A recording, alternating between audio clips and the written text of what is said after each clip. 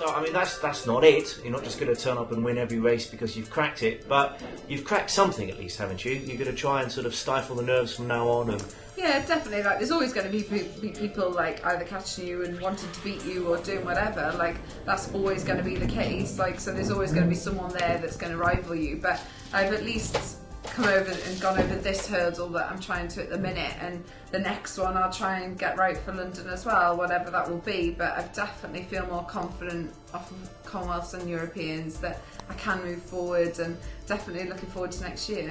Now, I'm confused, okay? 800 metres, you've always said 800 metres is your event. It's your favourite. I don't know why, because it's must be purgatory, but nevertheless, it's your favourite, okay? And obviously you won the gold medal in Beijing, but you smashed this long-time world record in the 800 metres in Beijing. But since then, you've done much better in the 400 than the 800. So why? And is 800 still your favourite?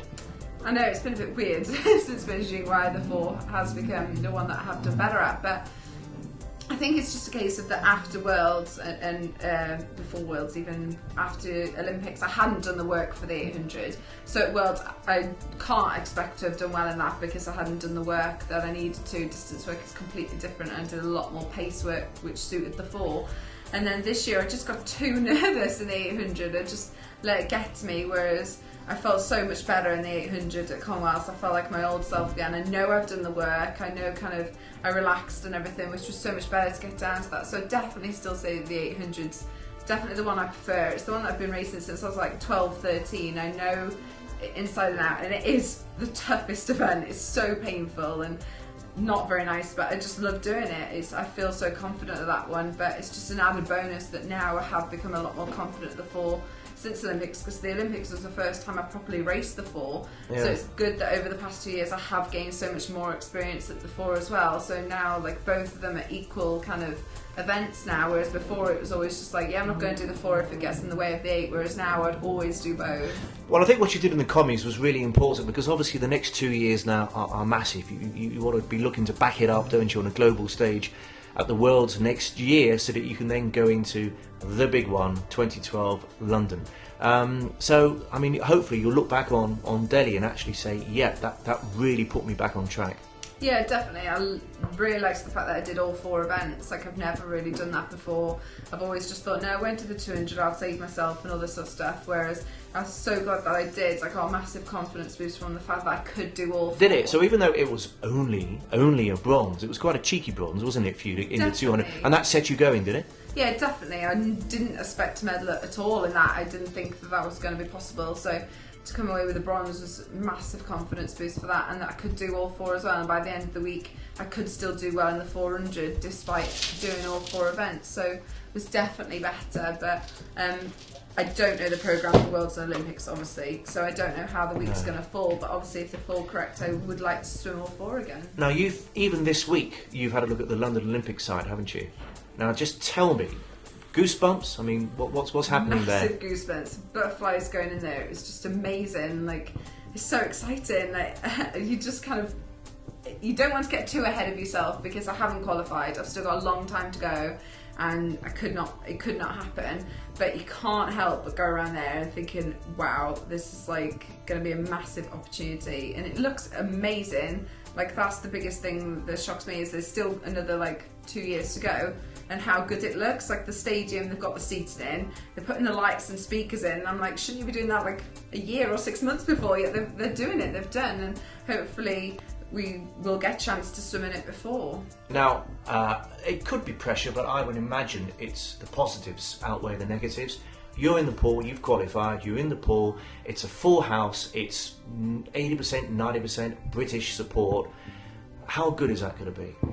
Amazing. I think you're right when you say the pressure is just going to be taken away by the excitement and the atmosphere in there. I think when you're in the home crowd, it's just totally different. I think that what I've noticed from the past 2 years, and even before that in my swimming career, is the fact that no matter who it is, if you're in your home country, whether you've won or not, the whole stadium has cheered for you. Like, I've been to events where if you're in that country and they've come kind of fifth, once they've got out the pool, they've got a bigger cheer than the person who won. And I think that's a massive thing to remember. And in London, whether you win or not, I think the crowd are going to love it. They're going to love the whole atmosphere, and they're going to just be glad that they've seen you race. And I think that's so important to remember, and feel that if you don't win, if it doesn't go your way, then it doesn't matter. Like, you've swam at a home Olympics, like, just to say that is just so it's fantastic. Amazing. Think about all the great swimmers in the past, Adrian Morehouse and Graham Smith and Anita Longsborough and David Wilkie, none of those guys have ever had the chance to do a London Olympics. No. It's not quite the Mansfield Olympics. No, never. But no, still, like you say, there's so many great people that have never experienced home Olympics. So to be able to do that would be unbelievable, and hopefully we'll be there. Like, if not, I'm going to weasel my way in somehow. I'll be like media, or I'll be team manager or something. I think you might just make it as a swimmer, Becky. Now, but it's not just you, is it? I mean, British swimming is going in the right direction. It wasn't. It wasn't that long ago when it really wasn't going well at all, but there's momentum, isn't there? And there's a lot of confidence, and a lot of the swimmers are not at their best, not at their peak. They're going to get better, aren't they? So, reasons to be excited in terms of British swimming and the London Olympics. Yeah, definitely. Like, we've just got stronger and stronger. Like, we had the best Europeans we've ever had, the best Commonwealths we've ever had, and it's just growing and growing every single year, and we've got so much depth now, which I think is the massive difference. Beforehand, there's just been one or two people that have been out in front, whereas now there's so much depth. And the most exciting thing is that so many of the young girls and boys are so good and so talented that hopefully they'll carry on after London as well, because obviously sport doesn't stop once London's done, but hopefully they could just carry on the legacy and keep it going, because there's so many young ones that have just got an amazing future ahead of them. So what happens now, Becky? I mean, you're going to give yourself some time off, are you, before you hit the pool again? Yes. Got a holiday coming? No, I've just got a 2 weeks break and get to do some sponsor stuff. You're not going anywhere? No, I'm going to Australia at the end of the year for 6 weeks to do some training, so kind of using that as like getaway and some. But no sea swimming. No. That hasn't changed, has it? You still, and I can't get my head around this. As a world Olympic champion swimmer, you don't even like the sea. You're scared of the sea, aren't you? It's horrible. No, you don't know what's in there. It's just, I do not like the sea. Well, you kind of do know what's in there. You don't. There's could be dead bodies, sharks, like everything in there. Right, okay. So you don't know what's in there. You don't want to be swimming in the sea in case a dead body floats by. Is that what you're saying? Yeah. Right. I've been swimming in the sea for quite a long time, and I've never seen a dead body yet. That's because it'll be sunk. It'll be at the bottom of the sea, looking up at you. Right. Okay. So you're just being cautious, just in case.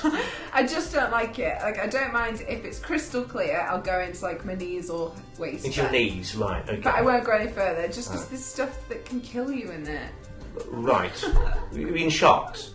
You mean sharks? Sharks, stingrays. Do you have a shark phobia? Yeah. Stingray.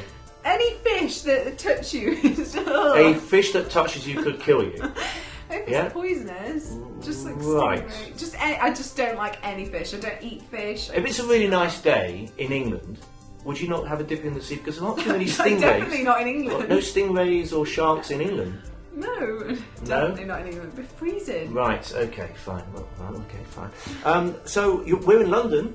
Okay. Shops. I won't say shoes, I just have done. I mean, I can't believe you're sitting here talking to us when you could be out there with your credit card. What's going on? I did a bit of shopping yesterday. I bet you did. I went into Pentland and got some Ted Baker shoes that were absolutely amazing. And I'm going tomorrow and Friday, going into Selfridges. Are you? Going to the shoe galleries. Are you? So you're just going to pamper yourself over after... I've given myself 2 days. Yeah. Well, just do one shop. I think that's enough. And I think that's the right thing to do as well. You're in great form, Becky, as usual. Many congratulations, Delhi. It's great to see you smiling, and I bet in one sense you can't wait to get training again. In one sense, in that you're kind of a woman on a mission, aren't you? Yeah. When I get back, I'll be ready. Just enjoying my break for now. And then you'll be pumped up and ready for the next 2 years. Yeah. Yeah, definitely. Fantastic. All right, Becky. See you soon.